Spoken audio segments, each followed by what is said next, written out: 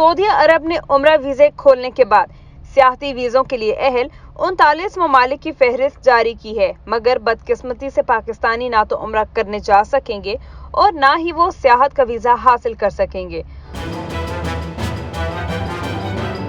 Saudi हुक्मरान पाकिस्तान को कितनी इज्जत देते हैं, उनकी पॉलिसियों से इस बात का बखूबी अंदाज़ा लगाया जा सकता है।